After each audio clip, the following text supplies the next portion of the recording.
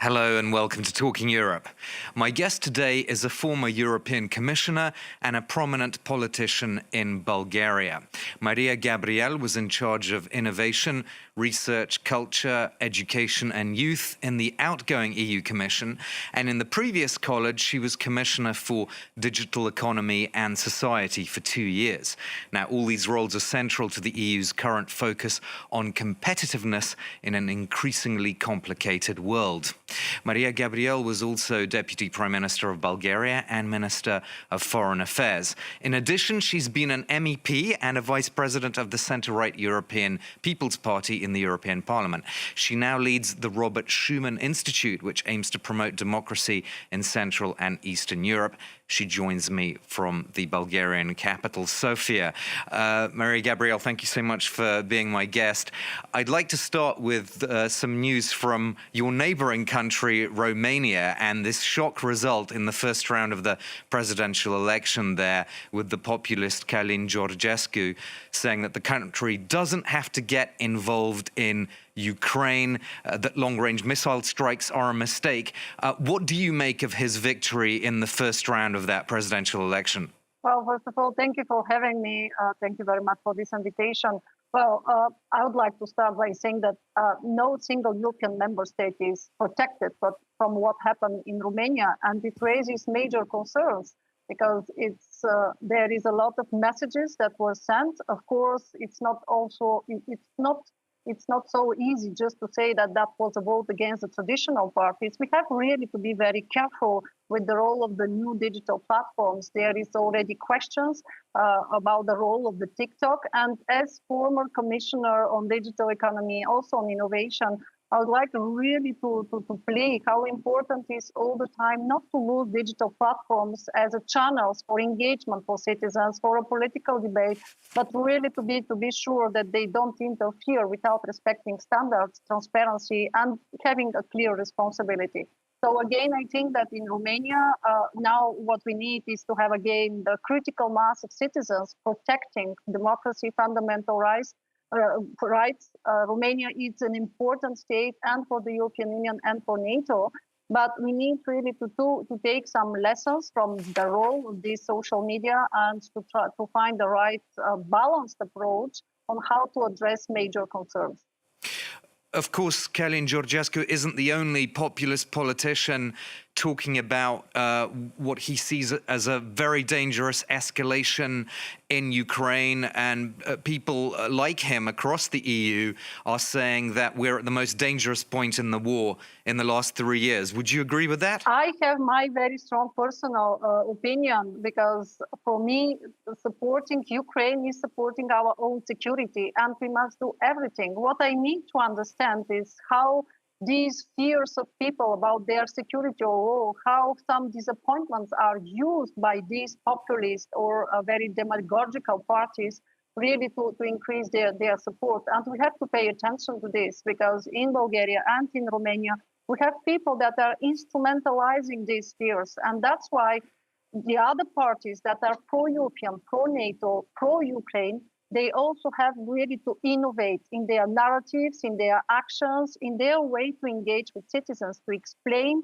and to have people that are supporting them based on facts and very, very clear positions. So I think that it's a struggle, it's an everyday struggle, and we don't have to ignore these new realities. How do you think Donald Trump's return to office affects everything that you've just said? Well, I think that we have to understand now that with these social media, they are bubbles that are really created. They have their own channels of information, of spreading misinformation. But that's why I think that it's really important this time to address the issue in a more efficient way. The question is not to stop the freedom of expression on the right to have information. The question is to target very clearly what are the main concerns about the responsibility of the platforms, about the transparency of the algorithms, about the impact reports that are here. And for that, European Union has now a very important tool in our hands, is the Digital Service Act.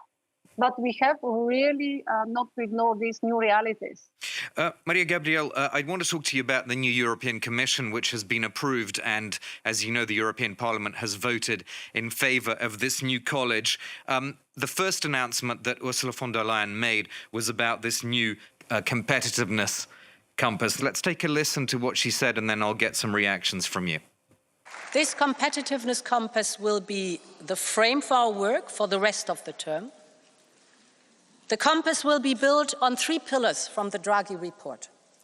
First, closing the innovation gap with the United States and China. Second, a joint plan for decarbonization and competitiveness. And third, increasing security and reducing dependencies. When you hear that, Mariya Gabriel, do you feel that this is really a new initiative, or is it an old wine in a new bottle? No, what I see is that all the efforts that we did during the last 5 years is now bearing fruits, because more and more there is awareness how important it is to tackle the innovation gap. Let's not forget that Europe in the 90s was 25% of the global economy, and now it's 16%. And for me, what is important now is that Europe is absolutely aware that we need to tackle the innovation gap. I very much welcome the first announced initiative by the European Commission. What I'd like to see, of course, it's now the concrete proposals. What about the budget? We need to invest heavily in research and innovation. What about the cooperation between universities and businesses? What about the access to data or skills on the small productivity firms and the cooperation with the big corporations? What about the mobility of the researchers? How to attract talents in Europe?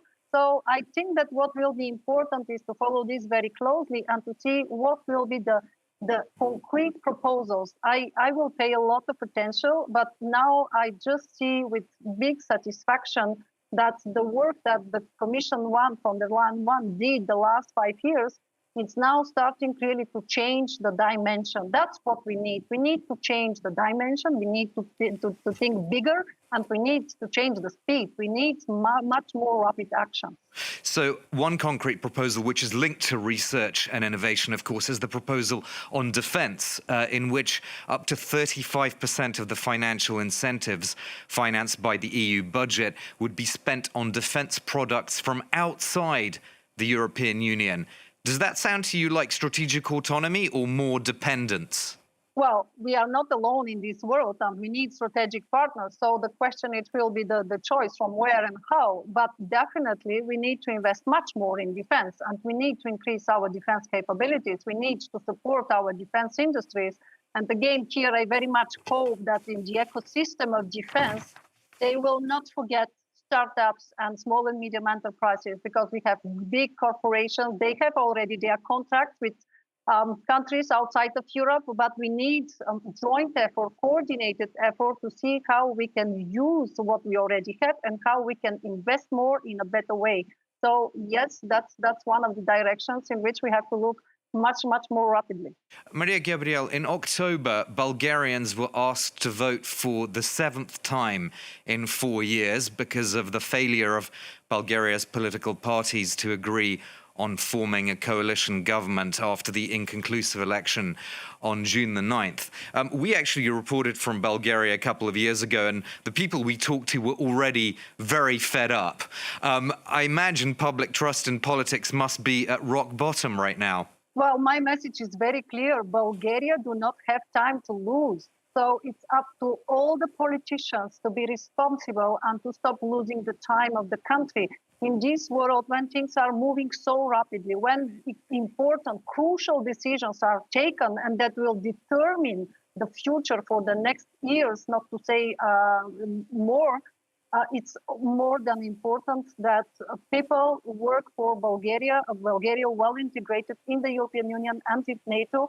And I very much hope that this reason will prevail. Unfortunately, at this stage, I can't see real progress. And this is something that makes me fearing what about other political forces, like what happened in Romania, that will use this vacuum, this political immobilism to play their game? Because let's not forget, Bulgaria is very important, strategically important state for the European Union. We are at the crossroads of so many crucial topics, from energy to food and from the protection of the borders.